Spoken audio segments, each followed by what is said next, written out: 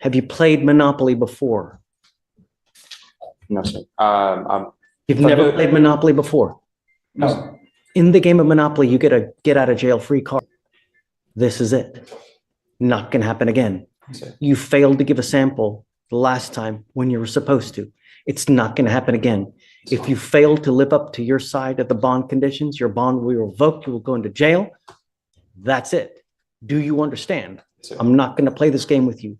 We have expectations in this court, and you are to live up to these expectations. And when you don't, actions have consequences. And that consequence is a revocation of that bond and straight to jail. Do you understand? Yes, sir. I'm happy that you tested negative now, but if you're called upon to test and you fail to test, that's it. Understand? Okay. All right, counsel. Thank you, Judge. Judge Neil McKay, I will prosecute. Before we even get into the first exchange, Wow. let's set the stage, because what you're about to watch is not just a routine courtroom docket. This is a masterclass in judicial authority, accountability, and what happens when patience runs out. In this courtroom, excuses don't carry weight, actions do. And from the very first case, the judge makes it crystal clear. This is not Monopoly. There are no get-out-of-jail-free cards, and second chances are already used up. Throughout this session, we're going to see defendants standing at crossroads: probation versus jail, compliance versus consequences, help versus self-destruction.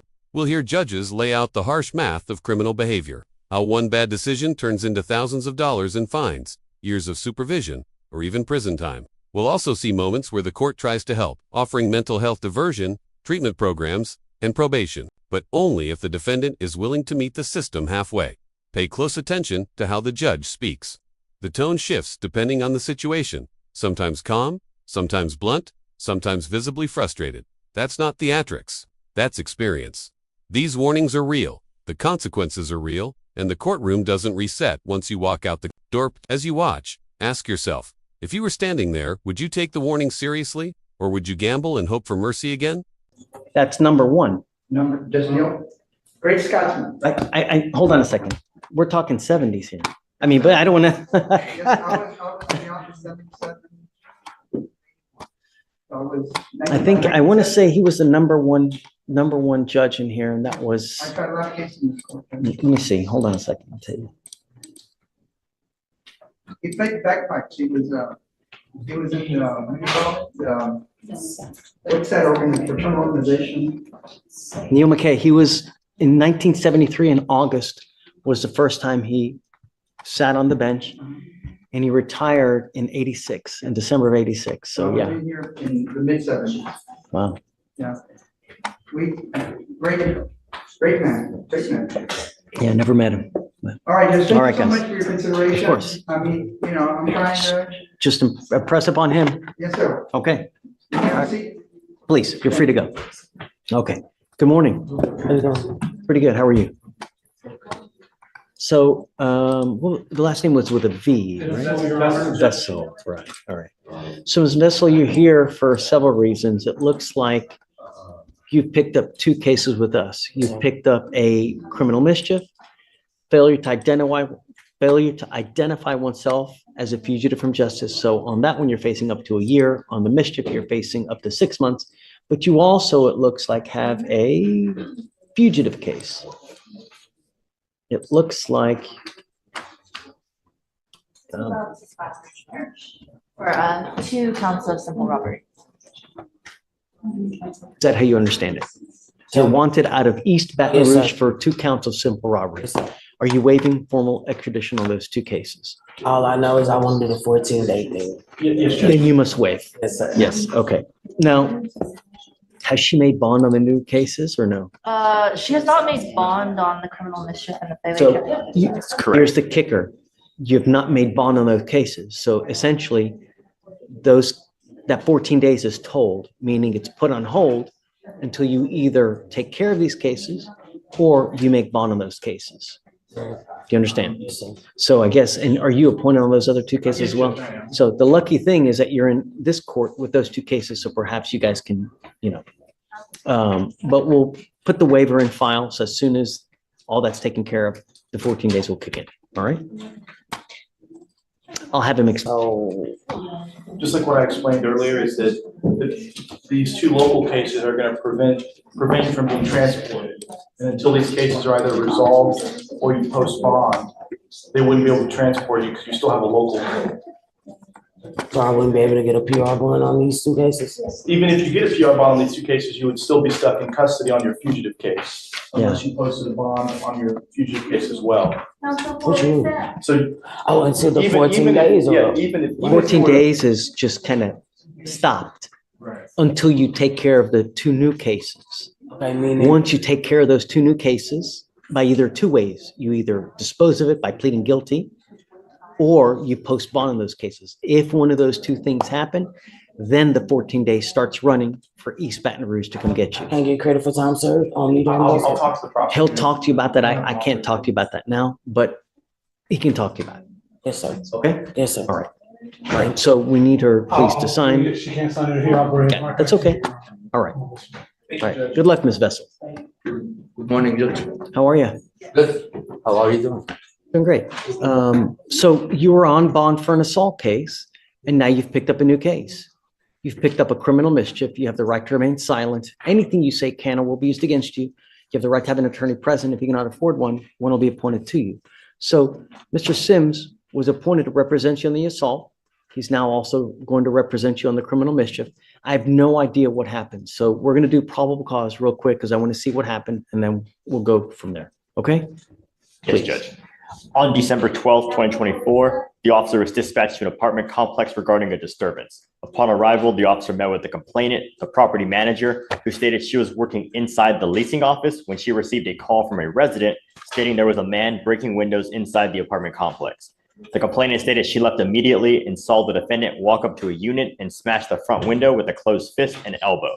The complainant stated the defendant then walked into his apartment, a next door unit, and the complainant stated she recognized the defendant and has had multiple issues with him in the past.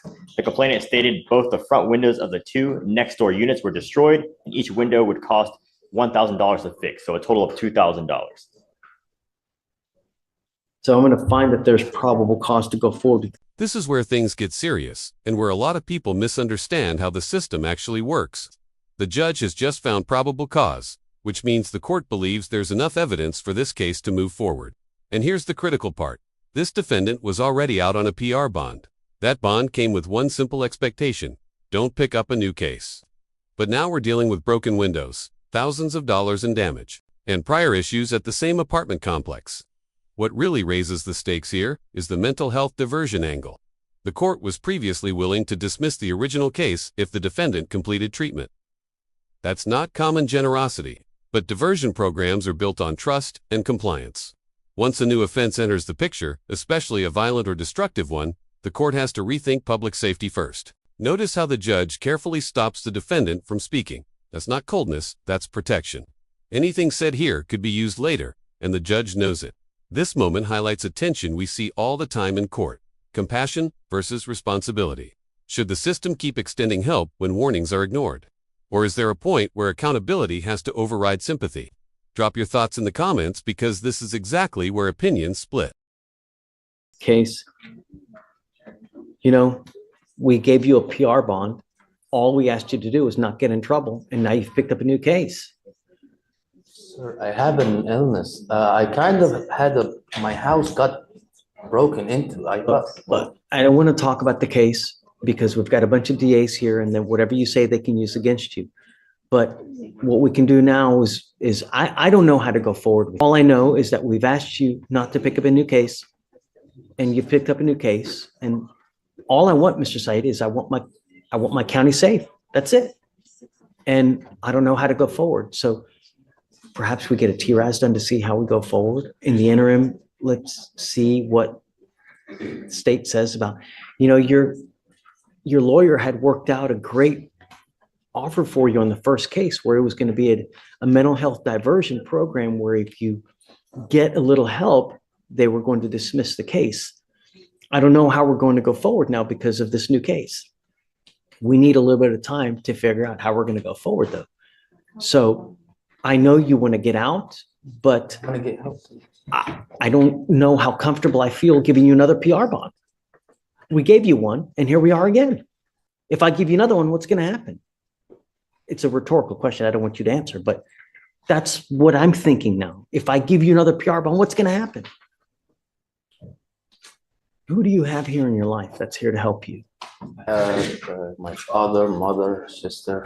Okay, so what I'd like to do is this, is that I'd like to get in, perhaps Mr. Sims can get in touch with your family to see how best we also go forward.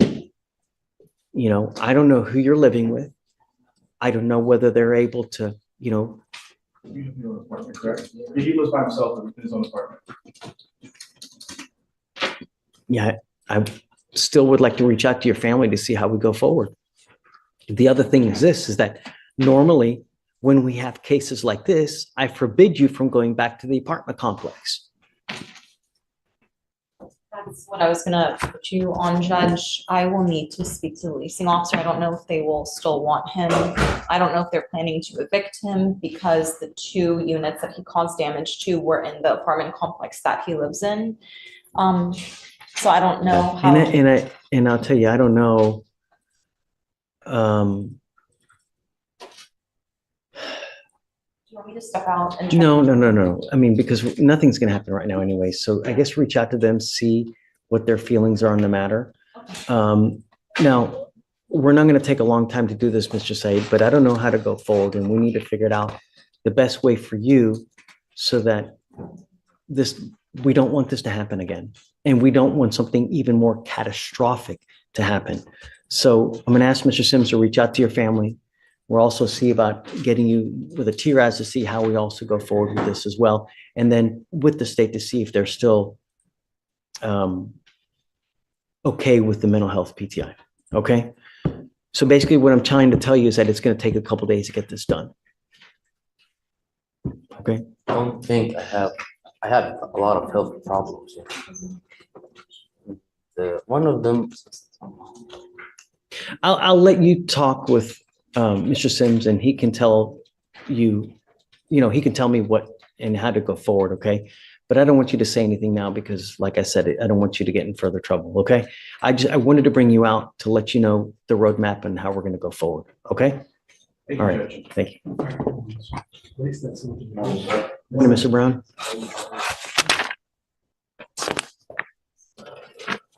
Sir, you're charged with driving while intoxicated. Second offense. You're facing up to a year in jail and or a $4,000 fine. You guys have worked out an agreement where they're offering you 180 days in jail to be probated for 12 months. You need to understand that even though they are reducing this to a first, that's still 2 DWIs now on your record. What happens on the next one? What happens? I go to prison. I go to jail. Not jail. Prison. Right. Minimum of 2 years, a maximum of 10 years in prison. And I'm going to tell you now, if an officer pulls you over, the only thing they look at is your record and how you look. You got that smell, even the funkiest smell, don't matter. You understand? So if I were you, I would never get in a car, even if you've had a sip of alcohol, because it's a humongous risk, financial as well, because this is not going to be cheap for you. You're giving up the right to a trial, right to compel witnesses to testify on your behalf, confront and cross-examine your accusers. If you're not a citizen, there are possible immigration consequences. You can be deported, excluded from the country, denied naturalization. You give up the right to appeal. So once you accept this agreement, there's no turning back. Do you understand? Yes, sir. As part of this agreement, you will do a DWI repeat offender education program.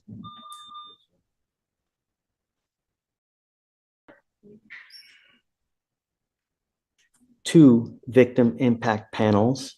Yes, sir. You will also do what's called a TRAS. This is an evaluation to see what other conditions you may need. If they assess other conditions, you must fulfill them. They could say, supportive outpatient treatment. It may say intensive outpatient treatment, whatever it is. You must fulfill those conditions as well. No breath test refusal. So if you're pulled over in a car and an officer asks you to submit a breath sample, you must do it. No drugs, alcohol, guardian interlock. Do you have any children? Yes, sir. Okay. One of the things is 40 hours of community service. I think that probably a parenting class would be better than just mindless work. If you guys are okay with it. Yes. Um,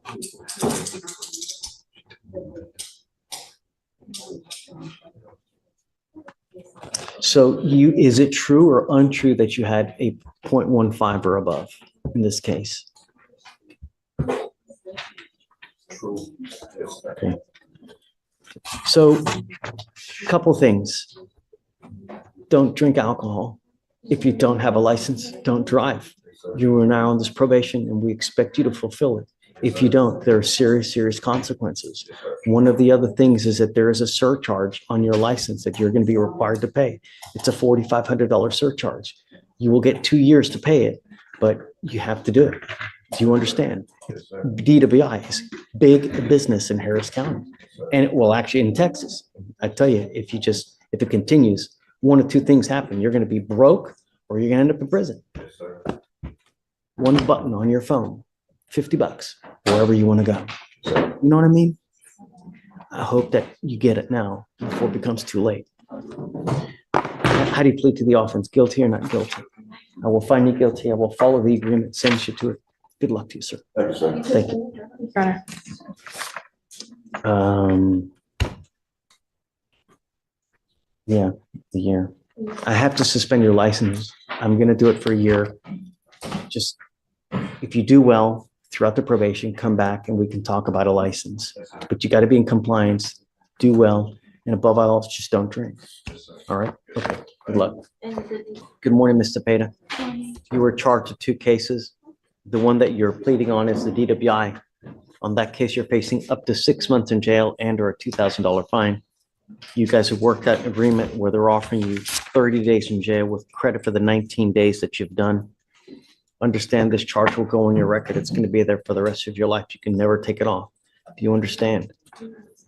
Is this 2 or 1, Josh? This is what we're pleading on DWI and dismissing the prostitution case. Right, but I mean, is this, Yes, Your Honor, the first. We can talk.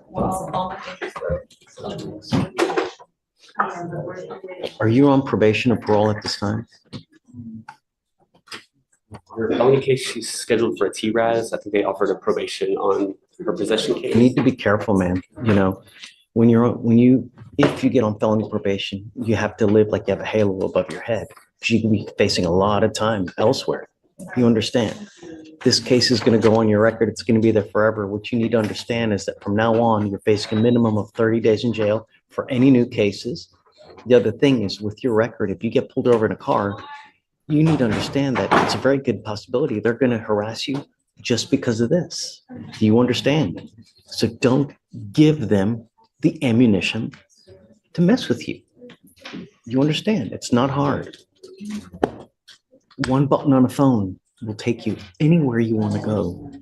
30, 40, $50, really. You understand? Giving up the right to a trial, right to compel witnesses to testify on behalf, confront and cross-examine your accusers. If you're not a citizen, there are possible immigration consequences. You could be deported, excluded from the country, denied naturalization. You give up the right to appeal. Once you plead guilty, it's going to go on your record. You can never take it off. You understand? This is what you want to do. Okay, how do you plead to the offense of driving while intoxicated? Guilty or not guilty? Understand you're facing up to 6 months in jail and or a $2,000 fine, but I'll sentence you to the 30 days in jail, credit for the 19. Also understand there's fees and surcharges in amount of like $3,500 here. I will waive it, but if you come back on a second DWI, get ready because it's a $6,000 surcharge. All right? All right. Good luck, man. I am going to suspend your license for 90 days as well. Run it, CC. Okay, good luck, Mr. Gaines. All right, thanks, Judge. Good morning, Mr. Gomez. Yes. Do you have a lawyer today? ¿Tiene abogado hoy?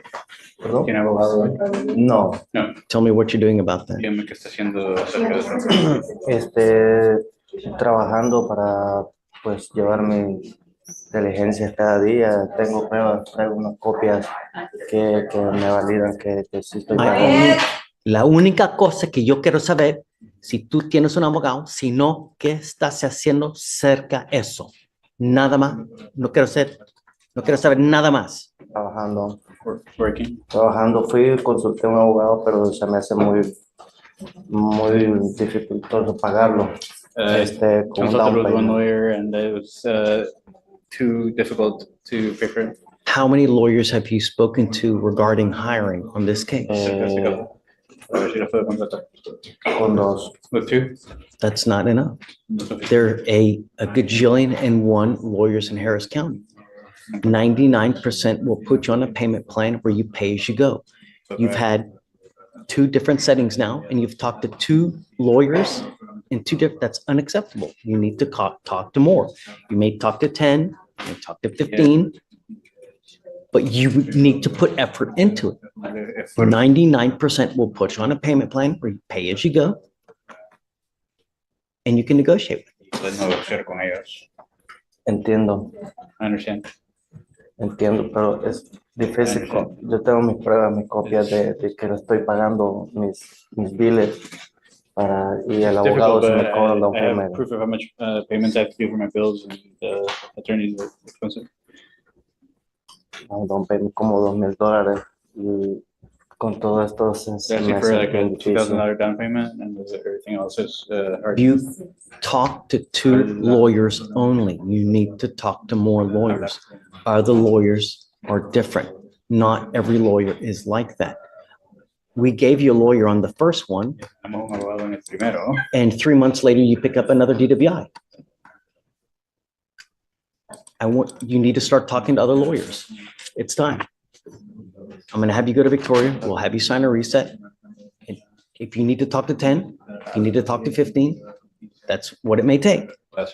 Sí, tengo un problema con mi dispositivo que no me permite estar muy fuera de 5 días, 6 días, 7 días. He perdido 2 trabajos ya, 2 proyectos por cuestiones de esto. Device. I'm not gonna talk to you about this is why you need a lawyer. But I'm bien difícil ir y no tener quien lo lleve, cómo manejar, o sea, es más difícil pagar. It's more difficult to pay. I don't know. I mean, just Okay. Bien difícil. you pero- do not have a license. You are not allowed to drive. Sí. I know. That's it. We've asked you not to consume alcohol. Stop. I'm not going to argue with you. Yeah.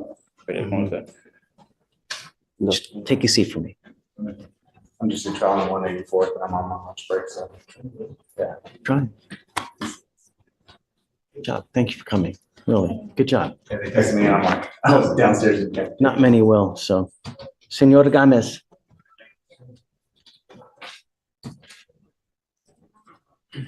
Sacaste tu primero y declaraste culpable en junio.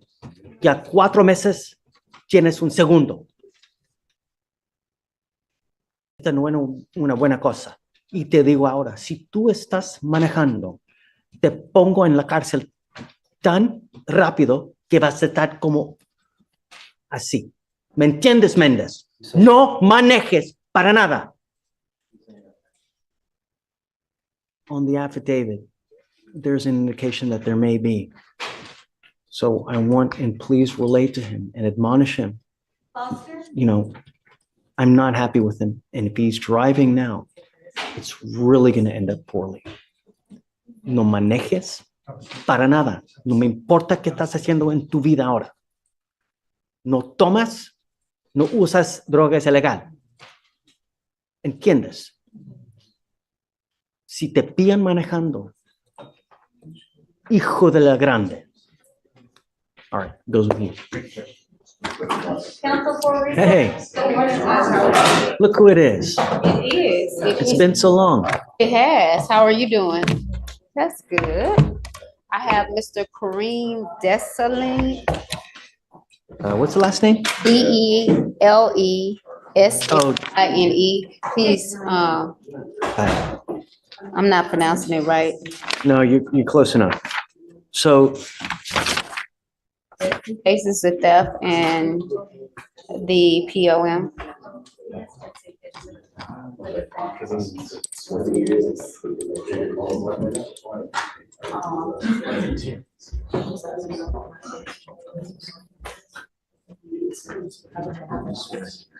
Or come up, Mr. Disseling, or Delisleen.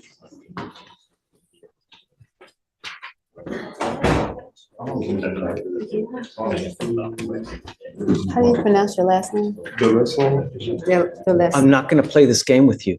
Yes, sir. You continue to take off. The only reason we have you pick up a new case. It's a third bond that you've gotten. I'm not going to do this again. You pick up a third case or you violate conditions again, I'm going to go bonkers. Do you understand? Can you tell me where the theft was from, Alex, please? Target. The alleged theft was from Target. Then we're going to Target. I'm making that a condition of your bond. You're not to have any weapons. We've given you a lawyer. It is your responsibility to stay in touch with Elena. She tells me she can't get a hold of you because you're ducking and dodging. I'm telling you, at some point, someone is going to stop honing the money to get you out. Do you understand?